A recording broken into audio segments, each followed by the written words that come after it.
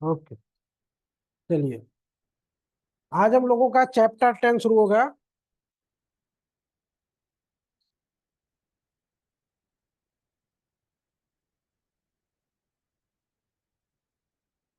Maintenance of vibes.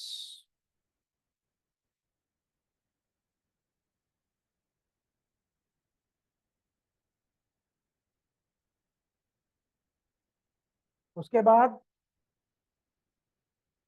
Children and parent.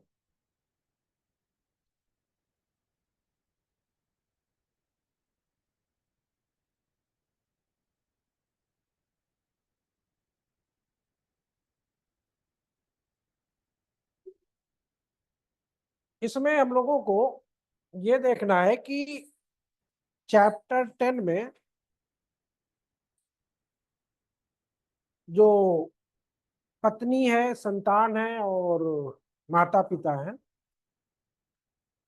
इनको कैसे maintainable किया जाए और क्यों किया जाए, पर्पज क्या है। बेसिकली आपको ये देखना है पर्पज क्या है बेसिकली इसका, ये हमें देखना है और समझना है। तो पर्पज पहले देख लें या पहले सेक्शन वाइज कर लें? तो पहले एक दो सेक्शन वाइज हम लोग। हेलो। हाँ। हाँ? वो उधर वाला प्रोसीजर है, उसमें वो आता नहीं है जल्दी से, उसको खाली पढ़ लेना उसको। हम्म, वो हाँ, वो प्रोसीजर का है, उसमें बहुत ज्यादा कुछ रहता नहीं, उसमें 107। हाँ। तो यहाँ पे कहता है कि order for maintenance of wife's children and parents. फिर कहता है कि if any person, if any person, अब यहां पे देखिए समझिएगा, इफ एनी पर्सन। तो यहाँ मसला बहुत गंभीर फंस गया था। अभी लेटेस्ट एक जजमेंट में था, मामला थोड़ा गंभीर फंस। इफ एनी पर्सन, ये समझिएगा, सुप्रीम कोर्ट ने यहाँ पे, अब अभी समझ लीजिएगा, अभी इसको बता दे। Any person having sufficient means neglect or refuses to maintain, कोई पर्याप्त साधनों वाला व्यक्ति, his wife unable to maintain herself, अपनी पत्नी का जो अपना भरण पोषण करने में असमर्थ। ठीक। दूसरा, his legitimate or illegitimate child whether married or not unable to maintain itself। यहाँ पे मैरिड शब्द यूज किया है, ना कि मैच्योर वर्ड यूज किया है। ठीक है, ये बालिग वर्ड नहीं यूज किया, यहाँ पे मैच्योर वर्ड मैरिड किया है। यानी कि अपनी धर्मज या अधर्मज अवयस्क संतान का, चाहे वो या ना हो, जो अपना भरण पोषण करने में असमर्थ है। His legitimate or illegitimate child not being a married daughter, यहाँ पे देखिएगा, not being a married daughter, यानी अपनी धर्मज या धर्मज अधर्मज, हिंदी वाले समझ रहे हैं ना, लेजिटिमेट इलेजिटिमेट संतान का जो विवाहित पुत्री नहीं है, जो विवाहित पुत्री नहीं है, विवाहित तो कोई मतलब ही नहीं है, जिसने वयस्कता प्राप्त कर ली हो, मेच्योर हो गई, जहां ऐसी संतान किसी शारीरिक या मानसिक असमानता या क्षति के कारण अपना भरण पोषण करने में असमर्थ है। ठीक है। Who has attend majority where such children child is any reason of any physical or mental abnormality or injury unable to maintain itself। ठीक। Next, his father or mother unable to maintain himself or herself, अपने पिता या माता का जो अपना भरण पोषण करने में असमर्थ है। यहाँ पे भी एक पॉइंट आ जाता है, यानी पेरेंट वाले में भी। पेरेंट्स में और एनी पर्सन में, यहाँ पे डिस्प्यूट हुआ था। ये दो जगह आपके डिस्प्यूट हुए हैं। तो इसको अभी हम लोग अरेंज करते हैं कि डिस्प्यूट है तो उसका सोल्यूशन क्या है, फिर किस केस में उसको। फिर a magistrate of the first class, ये तो पता ही है आपको, फर्स्ट क्लास मजिस्ट्रेट करता है। नींद नहीं खुल रही क्या? है ना, सोती हूँ। A magistrate of the first class may, upon proof of such neglect or refusal, order such person to make a monthly allowances for the maintenance of his wife or such child, father or mother, at such monthly rate as such magistrate think fit, and to pay the same to such person as the magistrate may from time to time direct। यानी कि भरण पोषण करने में अगर कोई उपेक्षा करता है या भरण पोषण करने से इनकार करता, दोनों बातें, उपेक्षा करना और इनकार करना, तो फर्स्ट क्लास मजिस्ट्रेट ऐसी उपेक्षा या इनकार के साबित हो जाने पर ऐसे व्यक्ति को ये निर्देश दे सकता है कि वो अपनी पत्नी का या ऐसे संतान का या माता पिता का भरण पोषण के लिए जैसे मासिक दर पर जिसे मजिस्ट्रेट ठीक समझे मासिक भत्ता दे, और उस भत्ते का संदाय करने ऐसे व्यक्ति को करे जो संदाय करने, जिसे संदाय करने का मजिस्ट्रेट समय समय पर आदेश दे। ठीक।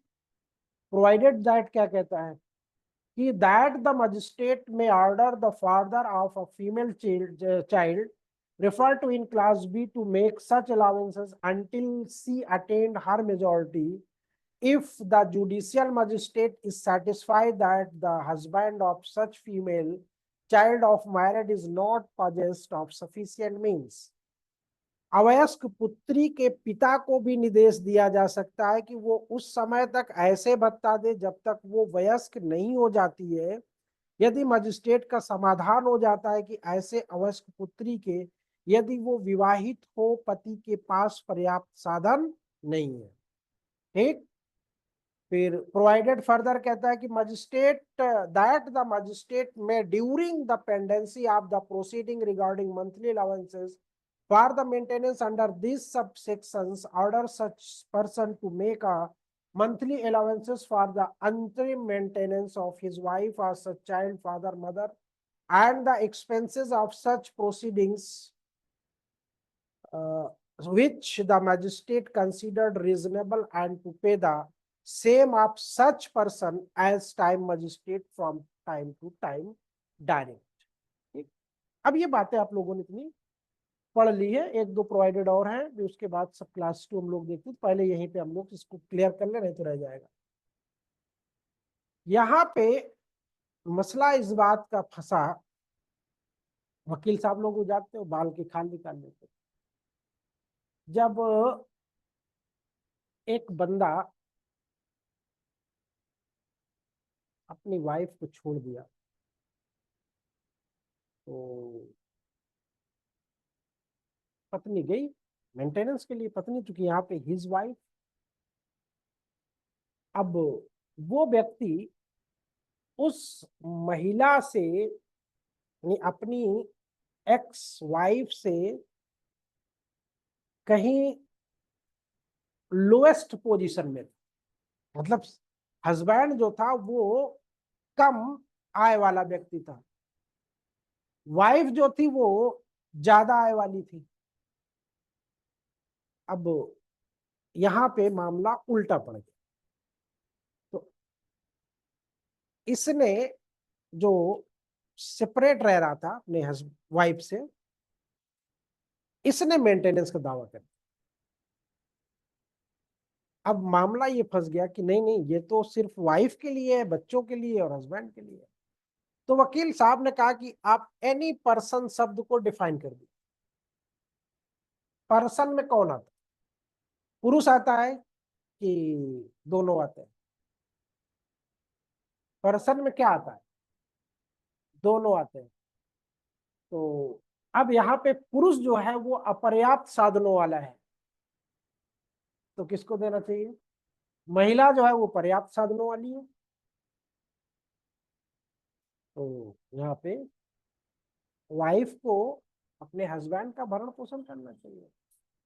अब इसका जब हम लोग पर्पज पढ़ते हैं तो दोनों पहलू से भी दोनों बातें सेट होती है, दोनों पहलू से दोनों बातें सेट होती है। अभी देखते पर्पज, देखते जब पर्पज देखेंगे तो मसला फंस गया यहाँ पे। तो कोर्ट ने कहा बात तो सही है तुम्हारी यार, कि पर्सन में तो दोनों आते हैं, हस्बैंड भी आती, वाइफ भी आती।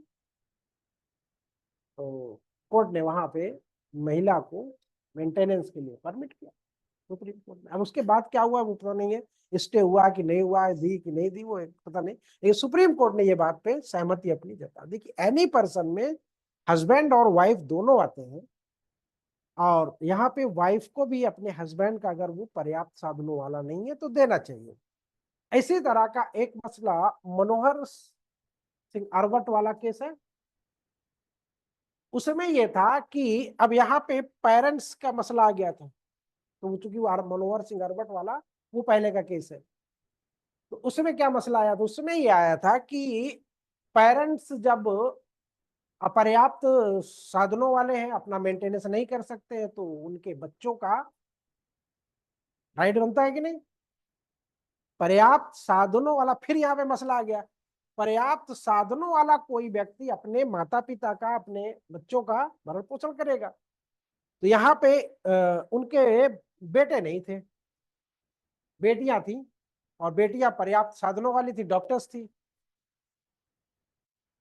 अब पेरेंट चले गया कोर्ट, तो अब अगला वकील तो कहा कि नहीं साहब, यहाँ तो बच्चे का, पुत्र का जो उसकी प्रॉपर्टी पाएगा उसको राइट होना चाहिए मेंटेनेंस करने का। तो कोर्ट ने कहा नहीं। उसमें भी फिर एनी पर्सन को उन्होंने डिफाइन किया कि यहाँ पे उनके बच्चे जो होंगे, वो जिसके पेरेंट होंगे, तो अब बनी सी बात है, बेटी के भी तो पेरेंट होते हैं, खाली बेटे के होते हैं। बेटियां लेने की जगह बहुत हक मार के जाएंगी, और देने की जगह चुपचाप निकल लेंगी। रक्षाबंधन में लेने के लिए कहां से कहां पहुंच जाती है ना, होता कि नहीं होता। और जब भतीजे का कुछ संस्कार होता है तो कहती है बीमार है नहीं आ पाएंगे, कुछ है समस्या, भतीजों का होता है ना। बात समझ रहे ना। हाँ, तो प्रैक्टिकली होता है जो देखा जाता है, बाकी अब कौन क्या करता है इट डजंट मैटर। तो यहाँ पे नहीं, लड़की को परमिटेड किया गया कि लड़की अपने पेरेंट्स का भरण पोषण कर सकती। तो यानी ये एनी पर्सन शब्द जो है न्यूट्रल जेंडर हो गया, यहाँ पे सिर्फ ये कि पुरुष ही होगा ऐसा कुछ नहीं। ठीक है, बात क्लियर हो गई।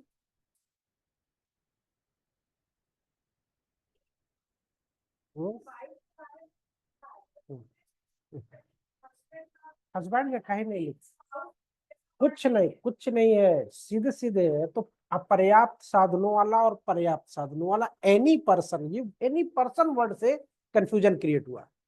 अगर यहाँ पे लिख देता कि एनी मेल पर्सन, बात समझ रही हो ना। तो अगर एनी मेल पर्सन लिख देता तो फिर यहाँ बेटी भी नहीं लेने की हकदार होती, देने की हकदार होती, और यहाँ हस्बैंड भी लेने का हकदार नहीं होता। लेकिन एनी पर्सन लिखे, वही बताया ना कि वकील साहब निकाल रहे हैं, एनी पर्सन शब्द है सर, ध्यान दीजिएगा। और एनी पर्सन आपका बीएनएस में क्या है, वहां से मामला फंस गया। अब दूसरी बात यह है कि आप लोगों के मन में कभी कभी कुछ सवाल आते हैं जो छोटे छोटे क्लासों में पढ़े होते हैं, या जो छोटे टीचरों से पढ़े होते हैं अमूमन, तो वो लोगों के मन में रहता है कि सर ये सिविल है कि क्रिमिनल है, और अगर क्रिमिनल है, सिविल है, तो फिर यहाँ क्यों आया। समथिंग टाइप में आपसे सवाल होते हैं ना, इसको बोला जाता है कि कौन से सवाल बोले जाते हैं, कटबैठी टाइप के, मतलब कि बात काटने वाले। तो ये इन नेचर क्या है, ठीक है। और फिर आप सवाल फिर आप भी करोगे कि सर क्रिमिनल में क्यों रख दिया गया है। तो एसपीडी रेमेडी के लिए इसको रखा गया। तो क्रिमिनल में क्या होता है कि एसपीडी रेमेडी में, बस इतना सिस्टम। ठीक, अब अभी हम लोग आते हैं इसके विस्तृत उस पर, थोड़ा पहले बेरेक्ट और देख लेते हैं। सब क्लास 2 देखिए, any such allowances for the maintenance or interim maintenance and expenses of proceedings shall be payable from the date of the order or if so ordered from the date of the application of maintenance or interim maintenance and expenses are proceeding as the case may be। यानी कि भरण पोषण का अंतरिम भरण पोषण के लिए ऐसा कोई भत्ता और कार्यवाही के लिए व्यय आदेश की तारीख से, ध्यान रखिएगा, या यदि ऐसा आदेश दिया जाता तो यथा स्थित भरण पोषण का अंतरिम भरण पोषण और कार्रवाइयों के व्यय के लिए आवेदन की तारीख से। ठीक, दोनों यहाँ पे चीजें लिख दी गई। क्यों, ऐसा क्यों किया गया है? लिखने के पीछे पर्पज क्या था? भाई जब मेंटेनेंस मिल रहा है तो चाहे आज मिले चाहे कल मिले, नहीं। कहा ये गया है कि मकसद ये था कि भाई महिला है, पर्याप्त साधनों वाली है, तभी तो मेंटेनेंस के लिए जा रही है। अब वो वकील साहब के पास जाएगी, खर्चे होंगे, कहाँ से आएंगे? आना जाना पड़ेगा कोर्ट, कहाँ से आएगा? तो जिस चीज को हम रोकना चाह रहे थे उसी चीज को हम प्रमोट नहीं करेंगे। हम रोकना क्या चाह रहे थे, तभी हम लोग देखते हैं कि क्यों इसको हम लोगों को रखना पड़ा। तो उसको अब मामला किसी तरह उसने पहुंचा दिया, तो अब आप आदेश कर दीजिए कि इनको, अंतरिम आदेश दीजिए कि इनको जो भी इनका खर्चा है वो कम से कम आप पूरा करते रहिए, फाइनल डिसीजन होने तक देते रहिए, फिर आगे देखा जाएगा जब फाइनल डिस्पोज ऑफ होगा। तो उस तारीख से जिस तारीख को उसने कोर्ट की दहलीज पर कदम रखा, ठीक है, या उस तारीख से जिस तारीख को वो ऑर्डर इशू हुआ। ठीक, if any person so ordered fail without sufficient cause to comply, ये बताओ, ये सेक्शन 125 था पुराना, कहाँ गया? 144। 126 कहाँ गया? 45। 127 कहाँ गया? 146। 128 कहाँ गया? 147। तो ये अब पुराने वाले ये क्या थे, अब यहाँ से भी इसको लर्न कर सकते हो, ठीक है। ये पुराने 144 पुराना, 45 पुराना, 46 पुराना, 47 पुराना, ये सब किससे संबंधित है? पीसफुली ट्रैंक्विलिटी से। हाँ, ठीक है। तो इफ सब क्लास 3 क्या कहता है कि if any person so ordered failed without sufficient cause to comply with the order, any such magistrate may for every breach of the order issue a warrant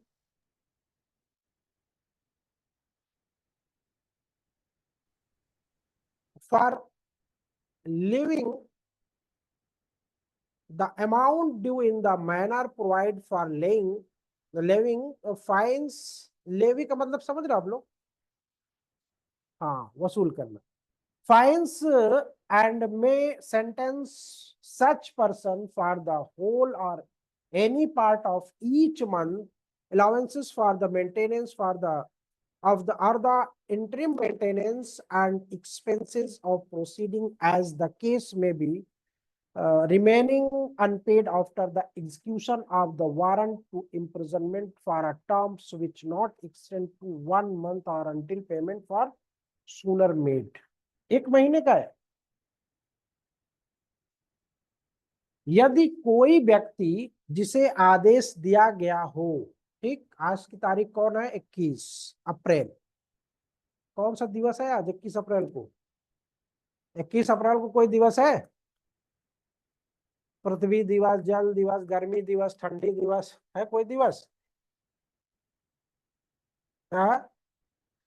उस आदेश का अनुपालन करने में पर्याप्त कारण के बिना असफल रहता है। इसके कारण, पर्याप्त कारण के बिना असफल रहता है, तो उस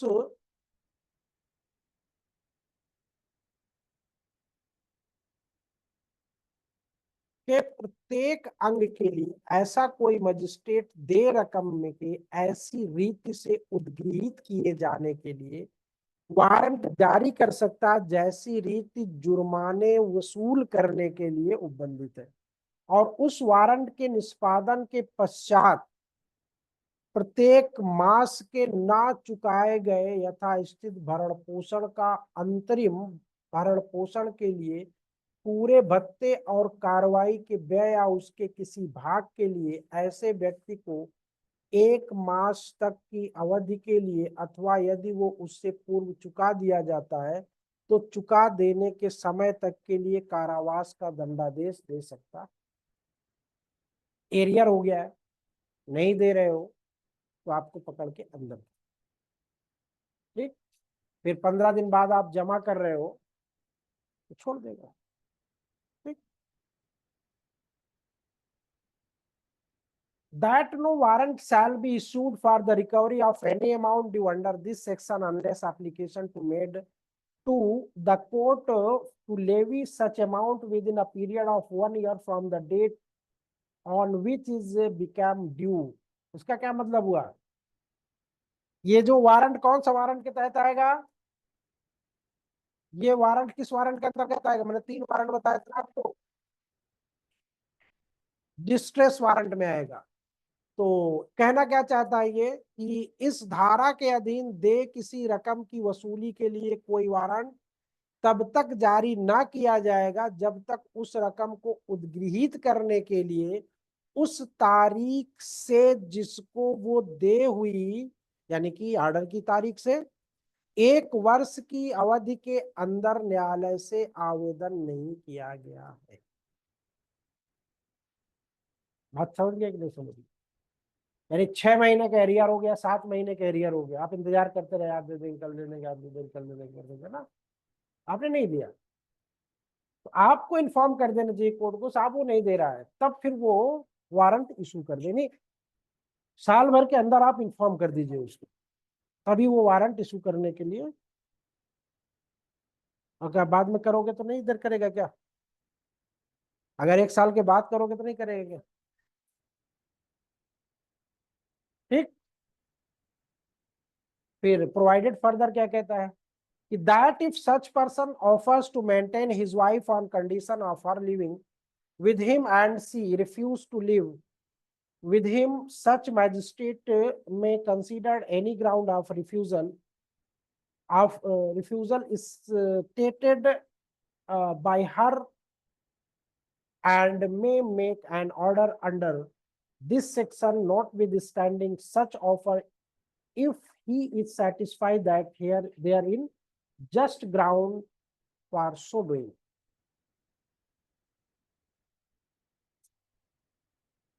यदि ऐसा व्यक्ति इस शर्त पर भरण पोषण करने की स्थापना करता है, शर्त पर कि उसकी पत्नी उसके साथ रहे और वो पति के साथ रहने से इनकार करती है, तो ऐसा मजिस्ट्रेट उसके द्वारा कथित इनकार के किन्हीं आधारों पर विचार कर सकता है और ऐसी प्रस्थापना के किए जाने पर भी वो इस धारा के अधीन आदेश दे सकता है यदि उसका समाधान हो जाता है कि ऐसा आदेश देने के लिए न्यायसंगत आधार। आजकल का जो मेंटेनेंस होता है वो सिर्फ और सिर्फ प्रोफेशनली होता है। सफिशिएंट ग्राउंड साथ रहने की क्या नहीं है, तो सफिशिएंट ग्राउंड में आप लोगों को नॉर्मली क्या बोलते हैं? सास से झगड़ा sufficient ground, cruelty sufficient ground, extra marital affairs,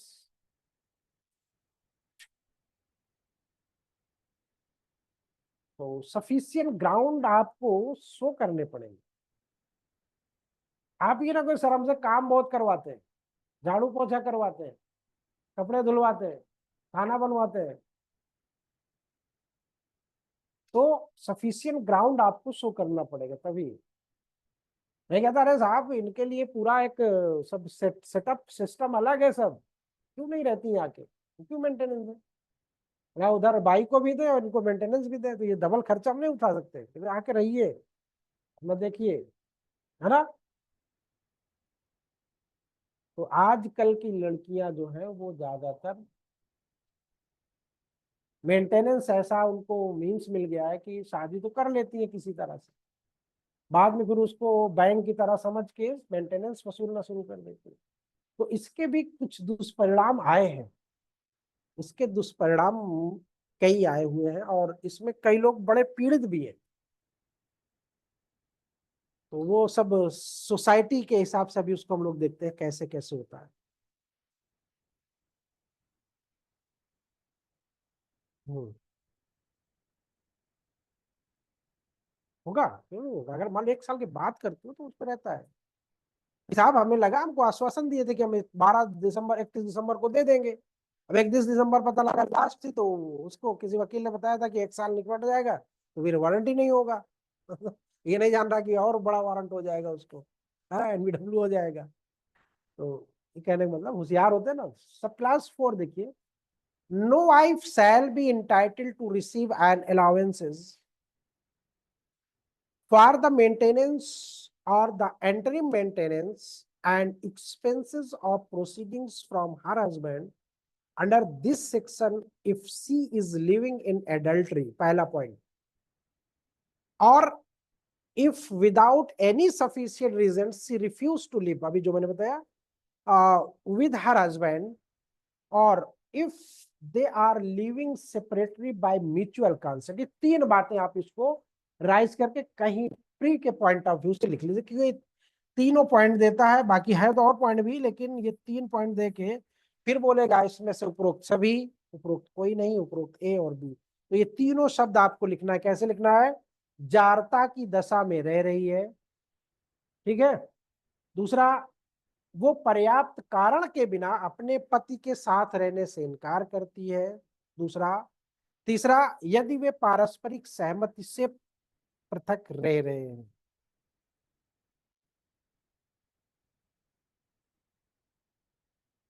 तो class 5 last, on proof that any wife in whose favor an order has been made under this section is living in adultery, or that without sufficient reason she refused to live with her husband, or that they are living separately by mutual consent, the magistrate shall cancel the order। ये तो बनी सी बात है। 3 बातों में से कोई बात आप प्रूफ कर दीजिए, तो वो आपका जो मेंटेनेंस ऑर्डर हुआ है वो क्या हो जाएगा। अब आइए, अब इसके मूल उस पे हम आते हैं। ये मेंटेनेंस देने के पीछे लॉजिक क्या था और रीजन क्या, क्यों दिया गया? कभी आप लोगों ने इस पे विचार किया था क्यों दिया गया? हाँ हाँ हाँ हाँ। हम्म। सबसे पहला जो इसका पर्पस था वो ये था कि स्पीडी, त्वरित और इफेक्टिव, यानी कि किसके विरुद्ध? व्यक्तियों के विरुद्ध। व्यक्तियों एनी पर्सन, यानी जो पर्याप्त साधनों वाला है उस व्यक्ति के विरुद्ध त्वरित, प्रभावी और कम व्ययशील। इसको क्रिमिनल में लाने के पीछे एक रीजन ये भी था। कम व्ययशील मतलब कम खर्चीला उपचार प्रदान करना है, बेसिक कॉन्सेप्ट इसका ये, ठीक। दूसरी बात ये कि जो अपनी आश्रित पत्नी, अपनी अपनी अपनी वर्ड यूज किया है, अपनी आश्रित पत्नी, संतानों और माता पिता के भरण पोषण में उपेक्षा करते हैं अथवा उनका भरण पोषण करने से इनकार करते। अब अगर पत्नी का, बच्चों का और माता पिता का भरण पोषण ना किया जाए तो समाज में एक आपराधिकता, यानी कि एक जिसको बोला जाता है ना कि डिस्टरबेंस का प्रसार हो सकता है, उथल पुथल आ सकती है, लोग गलत रास्तों पे जा सकते और उनमें अभाव और जो उनकी जरूरत है वो पूरी नहीं हो रही, तो वो अभाव ही तो है। दूसरी चीज ये कि जो उनको प्रोटेक्शन मिलना चाहिए इकोनॉमिकली वो भी नहीं मिल रहा, तो असंरक्षण जिसको कह सकते हो, कि स्थिति में पत्नी असामाजिक प्रोफेशन में जा सकती है, जिसका प्रत्यक्ष प्रभाव बच्चों पर पड़ेगा। अब ध्यान देना, वाइफ डिस्टर्ब होगी तो बच्चे डिस्टर्ब होंगे, बच्चे डिस्टर्ब होंगे तो पूरा समाज डिस्टर्ब होगा।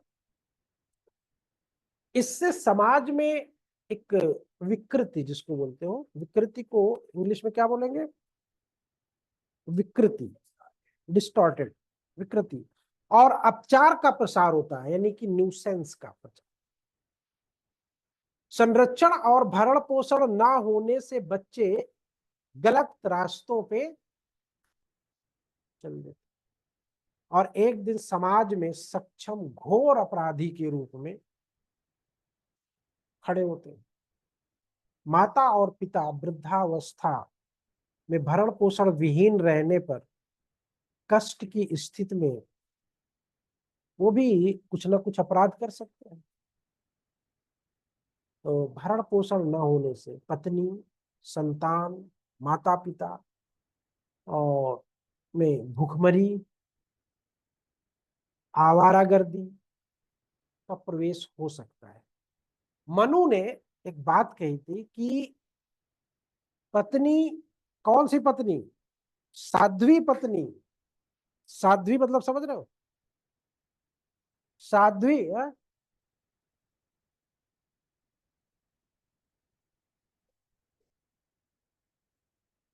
साध्वी पत्नी, वृद्ध माता पिता और बच्चे, संतान, शिशु कितने भी नाकारे हैं, निकम्मे हैं, शैतान है, बदमाश, फिर भी 100 बुराइयां हैं उनमें और दिन भर में 100 गलतियां करते हैं, फिर भी आपकी जिम्मेदारी है कि आप उनका भरण पोषण करें।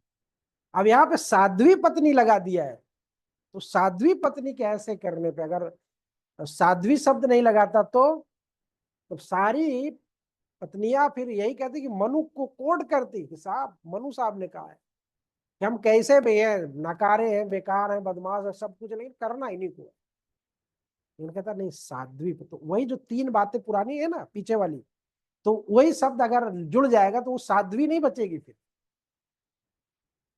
ठीक है, तो इसीलिए यहाँ पे वर्ड यूज किया गया साध्वी, साध्वी पत्नी, जिसको मनु ने किया था, बहुत पहले किया था, तो कुछ ना कुछ तो सोच के किया होगा। ठीक होना चाहिए। फिर हिंदू दत्तक ग्रहण भरण पोषण अधिनियम 1956 भी पारित हुआ और उसमें संतान, माता पिता के भरण पोषण के लिए धारा 10 से लेके 18 से लेके 20 तक में पूरा प्रोविजन किया गया। अब धारा 145 144 जो है, इसको हम लोगों ने अभी पढ़ा, अब इसको हम लोग एक्सप्लेन कर रहे हैं अपनी लेमैन की लैंग्वेज में। ये रखने के पीछे, या ये पूरा चैप्टर रखने के पीछे जो उद्देश्य था वो ये था कि एक सोशल जस्टिस यानी सामाजिक न्याय के इंटरेस्ट इसमें इनहेरेंट है, सामाजिक न्याय के हित इसमें निहित। ठीक है, अब कहोगे सर कैसे? तो अभी आपने पढ़ा ना 144 सब, और फिर ये आपने पर्पस देखा उसका। स्त्रियों और बच्चों की संरक्षा के लिए विशेष रूप से बच्चों के लिए और अधिनियमित किया गया। कैप्टन रमेश चंद्र बनाम बीना कौशल, कैप्टन रमेश चंद्र बनाम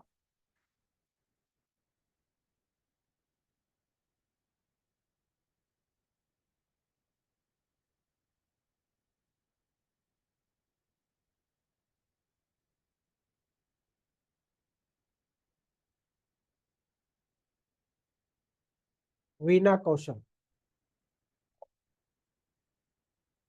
के मामले में सुप्रीम कोर्ट ने ये कहा है कि ये धारा संविधान के अनुच्छेद 15(3) और 39, 15 3 और 39।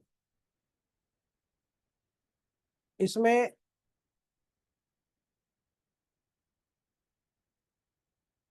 तहजीबा, इसमें 15 3 और 39 क्या कहता है? ये जो आपको यहाँ पे 144 मिल रहा है ना, ये 15 3 और 39 की ही देन है। सौम्या 15 3 क्या है?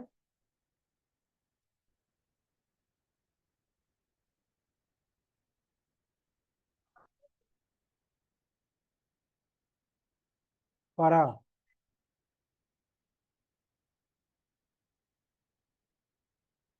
39,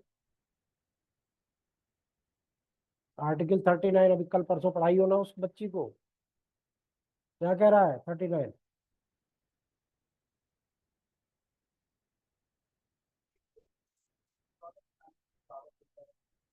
सामाजिक न्याय की बात करता हूँ, वो डीपीएसपी है, ये फंडामेंटल राइट है।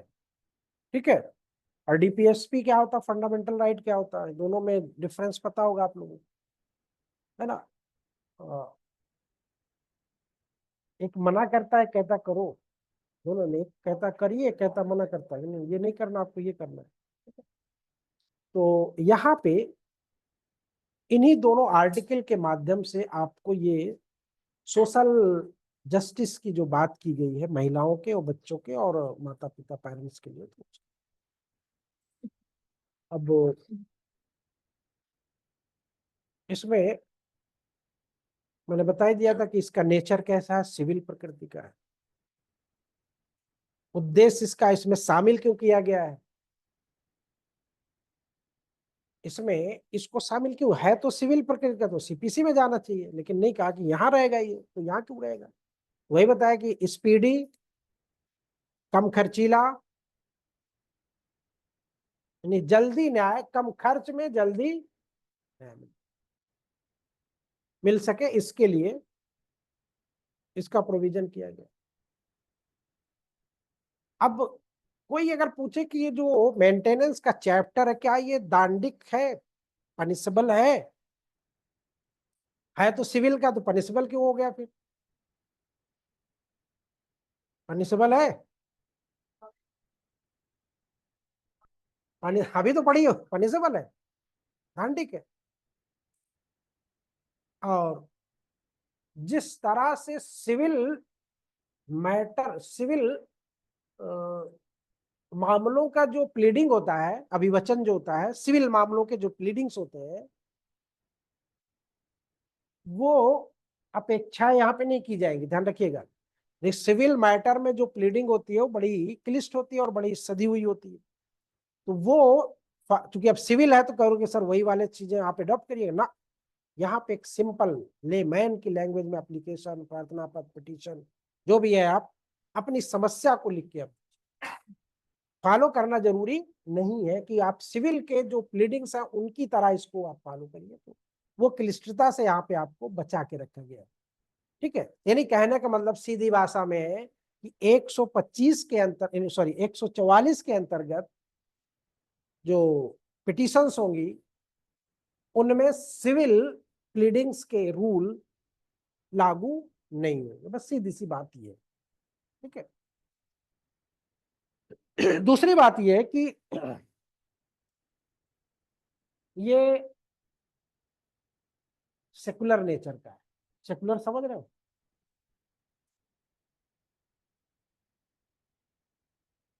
हाँ,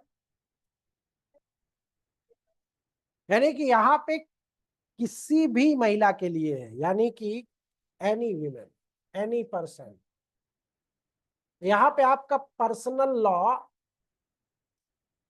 सामने नहीं आएगा। एक आध एग्जांपल दे देता हूँ। पर्सनल लॉ, जैसे मुस्लिम पर्सनल लॉ में जो मेंटेनेंस का प्रोविजन है वो कहाँ तक है? मुस्लिम पर्सनल लॉ में मेंटेनेंस कहाँ तक दिया जाता है? पीरियड ऑफ इद्दत, इद्दत इसके कार्यकाल तक दिया जाता। अब 144 में क्या हुआ है, वो नहीं, अब वो आपका जब तक अभी ग्राउंड देखेंगे 6-7 ग्राउंड है, उन ग्राउंड में के अंतर्गत जब तक नहीं होंगे तब तक आप मेंटेनेंस पाते रहोगे। इद्दत की अवधि कितनी होती है?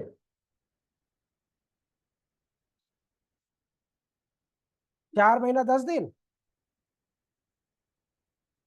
3 चंद्रमास तो ल्यूनर, 3 महीना पक्का। नहीं पता तुम लोगों को? हाँ, और फिर कंडीशन है कि फिर भैया ये 3 महीना किन कंडीशन में और ये 4 मंथ किन कंडीशन में? हाँ, नहीं रिमायरेट तो है ना, इद्दत उसमें हो, इद्दत में तो शादी हो ही नहीं सकती। ठीक है, ये कंप्लीट होने के बाद ही होगी। तो यहाँ पे ये 3 महीने 4 महीने क्यों दिया गया है? 3 चंद्रमास 4 चंद्रमास क्यों दिया गया है? रीजन क्या है? एक महिला विधवा, विधुर, विधुर तो हस्बैंड होगा, एक महिला विधवा परित्यक्ता कब होगी? यानी अगर उसको उसका हस्बैंड एक्सपायर कर गया है तो भी तो समस्या आएगी उसके साथ।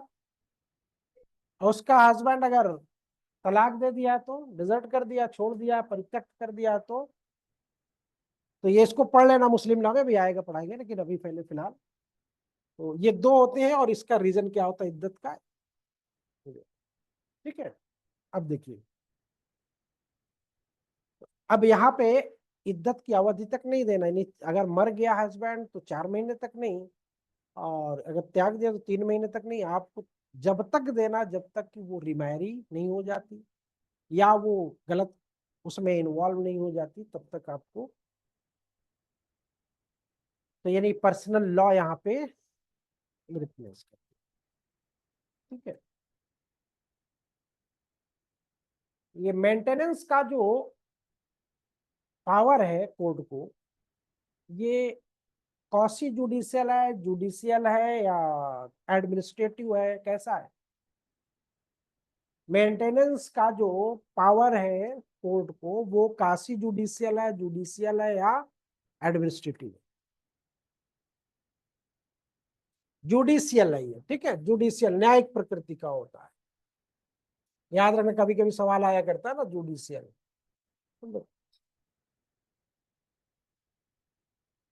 मेराज कोनिका अच्छा, ये जुड़ गए क्या आज तुम? आलोक,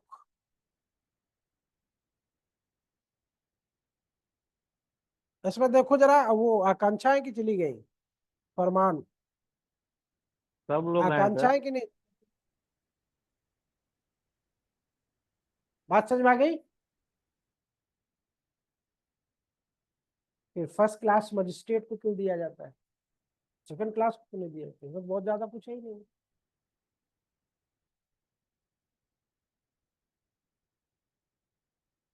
जाओ थोड़ा तुम टहल के आओ, जाओ मुंह धुल के आओ पहले जाके, जाओ, दिख नहीं रहा है, आंखों में नींद रहती है, चेहरे पे नहीं रहती नींद। उसको नींद नहीं आ रही, तुमको नींद आ रही है, तुम्हारे हिस्से का ले लिएगा।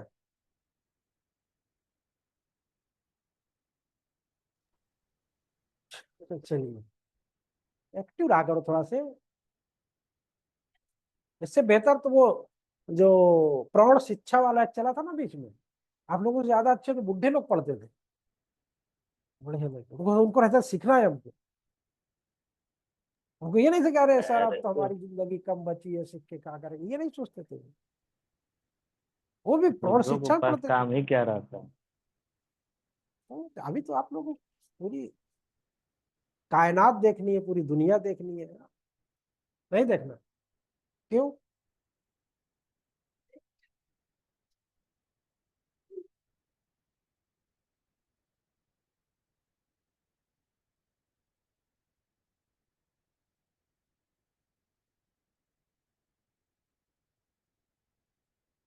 प्रभु किस्मतदार हो, कि जो इस हालात में हो, कभी उस हालात में होते 47-48 वाले या 40-41 वाले ट्रांजिशनल पीरियड में होते, या उस देश में होते जहां पे सायरन सुनाई देता, खिड़की उड़की बंद, कब बम गिर गया कुछ पता नहीं चला, है ना, कब क्या हो जाए कुछ भरोसा ही नहीं।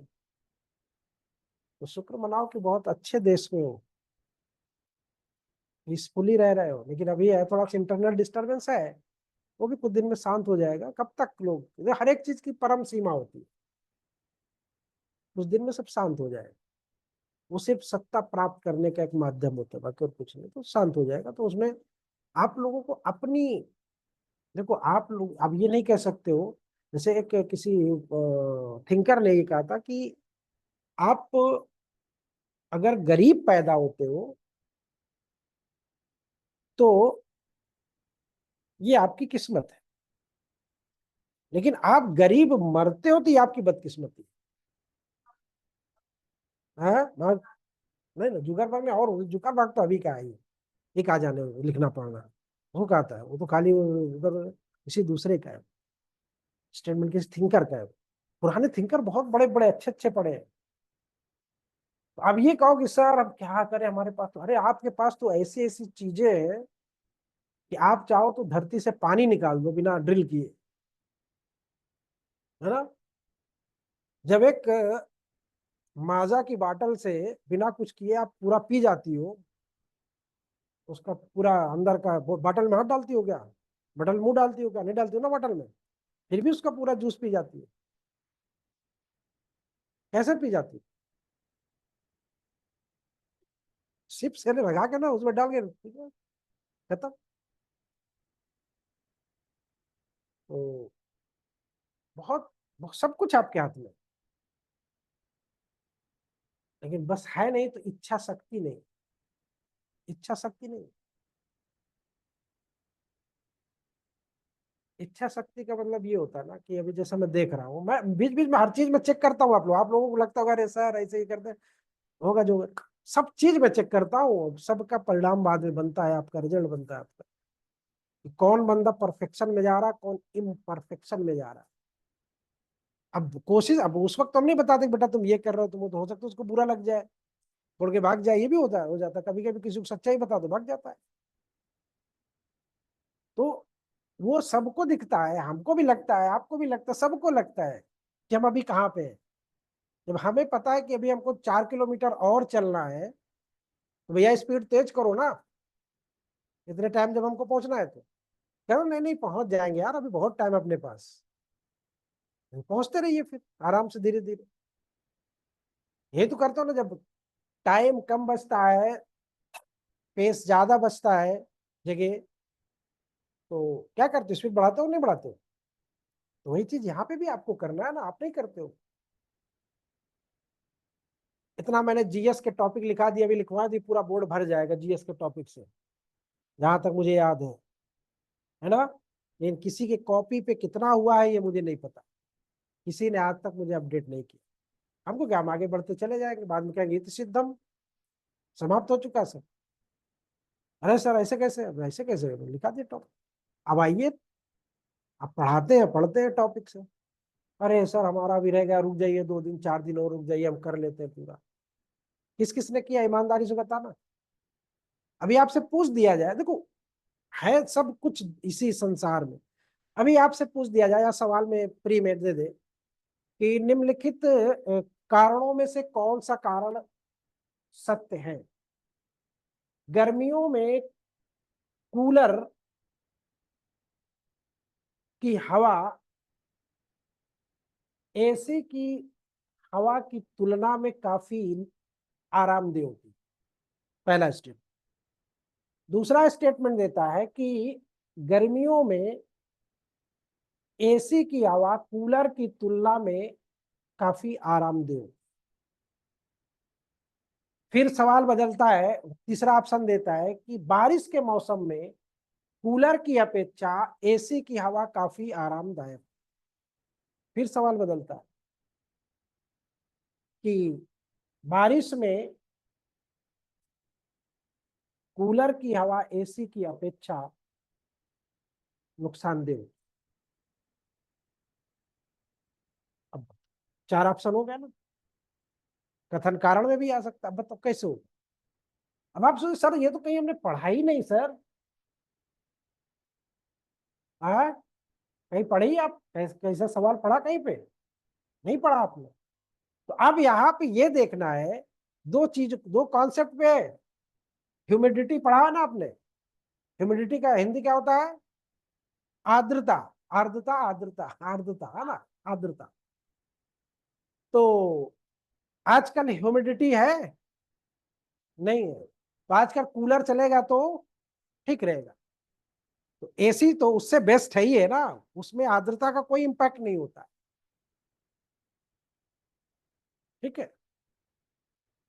अब अगर मान लो उसने एक प्रॉब्लम लिख दिया, बड़ी लंबी चौड़ी लिख दिया कि गर्मियों में कपड़े जल्दी सूख जाते हैं, मतलब पूरी कहानी अपनी लिख दी, फिर बारिश का भी उसने वर्णन किया। अब उसने नीचे दे दिया व्हाट इज द रीजन, इसके कारण क्या है, उन्हें कारण 3-4 लिख दिए। तो अब जब आपने उसको अच्छे से नहीं पढ़ा है तो क्या होगा?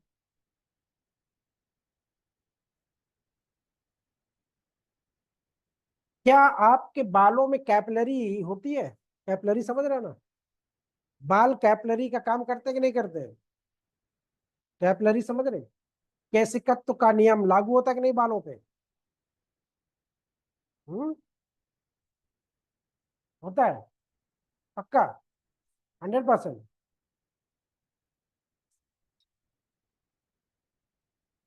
होता है। मैं मग में पानी लाओ और किसी के बाल पीछे रखो और रख के उसमें बाल भिगो दो, बाल उसमें डाल दो, डुबा दो, क्या वो बाल पानी ऊपर तक चढ़ाएगा?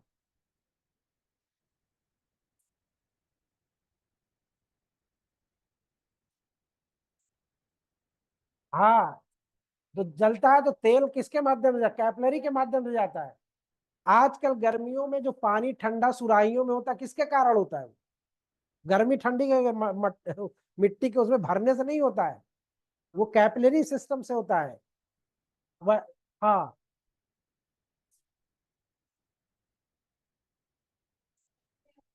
हम वो ना ना ना ना ना ना, आपको आजमाना तो आप ऐसे आजमाइए ना, आप रखिए, आप वो खींच के ऊपर तक आ जाए।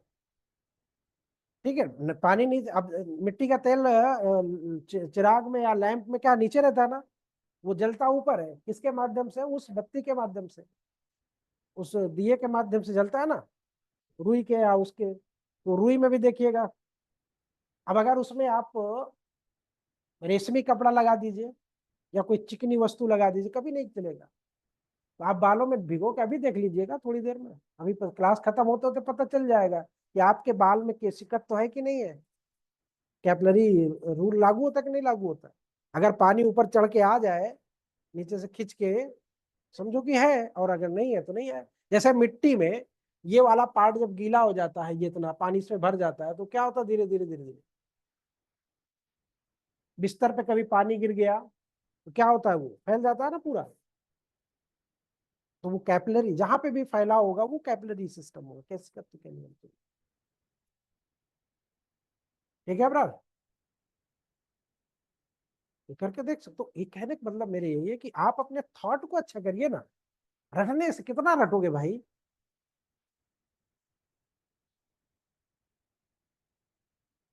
और यूट्यूब पे देख लेते हो, मस्त हो जाता है, अरे सर बहुत अच्छा पढ़ा रहा है, बिल्कुल पॉइंट पॉइंट सब दे दिया, और 50 तो गिना दिया उसने, दिमाग नहीं दिया आपको। और 50 में से नहीं आया, अब आप सोचते रहे क्या हो गया इसमें, फंस गया मामला, लगे खोजने वहां। थोड़ा से चीजों को डाइवर्ट करो। हम्म, हाँ हाँ।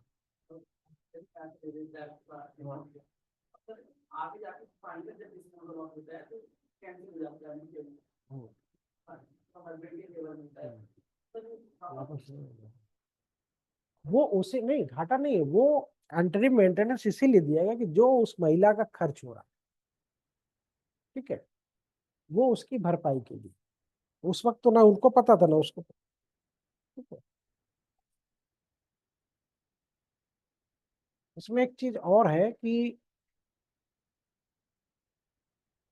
अगर मजिस्ट्रेट ने कोई आदेश दे दिया है, ठीक है, तो ये आदेश जो होता है ये आपकी राइट एंड ड्यूटी को निर्धारित नहीं करता है, ध्यान रखिए, ठीक है। यानी मजिस्ट्रेट द्वारा दिया गया आदेश जो होता है वो अंतिम नहीं है, और कोई भी पक्षकार मजिस्ट्रेट के आदेश के बाद भी अपने अधिकारों के लिए सिविल न्यायालय में वाद ला सकता है, ये भी एक बात है, ठीक है। और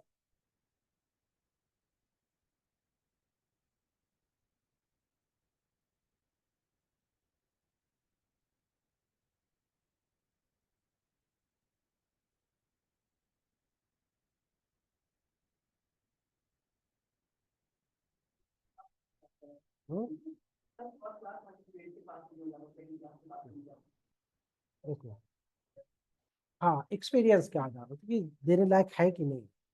जैसे, हाँ, जैसे अभी कोई मसला आता है कभी कभी, तो ये होता है ना कि यार सीनियर के पास चले जाइए, है ना, है कि नहीं। तो जो अनुभवी लोग होते हैं वो समझ जाते हैं, अच्छा बेटा इसमें ये मामला है, तो पता चल जाता है जजों को। लेकिन वो कहते हैं रिकॉर्ड में लाइए, आप रिकॉर्ड में ला दोगे तो कर देंगे, तो इसलिए जल्दी हो जाता है। और उसमें ये नहीं कि हर एक चीज का हमको ला के दीजिए आप। चलिए, अब एक प्रॉब्लम हम आपको देते हैं, जरा इसको पहले अभी समझिए, फिर अभी आते हैं हम लोग टॉपिक। प्रॉब्लम है, बहुत ध्यान से सुनिएगा। अब मान लो आप जज हो, ठीक है, आपको आज मैं जज की भूमिका में देखता हूँ। ऑल स्टूडेंट आर जज, सभी छात्र जो है वो जज। एक इसमें रिस्पोंडेंट और पिटिशनर, रिस्पोंडेंट इसको हिंदी में बोलते हैं प्रत्युत्तरदाता, और अपील भी होती है तो अपीलेबल, अपील अपील करता भी होता है ना, अपीलार्थी।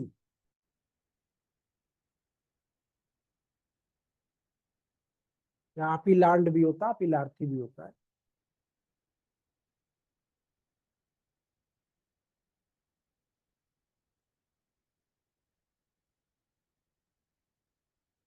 ए नामक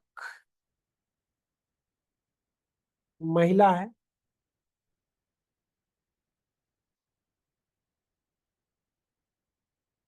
इसका तलाक हो जाता है।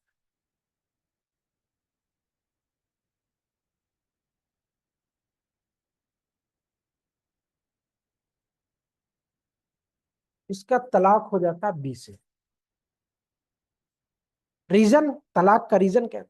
तलाक का रीजन ये था कि जब इसकी शादी हुई तो शादी के समय ये गर्भवती थी, 4 मंथ गर्भवती थी। शादी के 5 महीने बाद, आफ्टर मैरिज 5 मंथ, एक बच्चा होता है।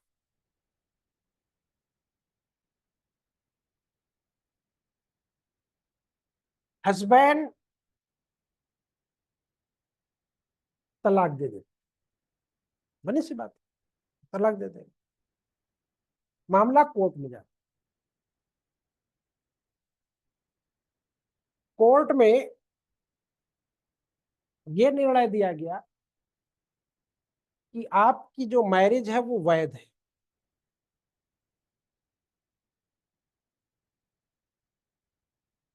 एक स्टेप में, चूंकि अब महिला जो जिसको तलाक हुआ तो जाएगी वो, तो उसको ये कहा गया कि आपका विवाह जो वैध है।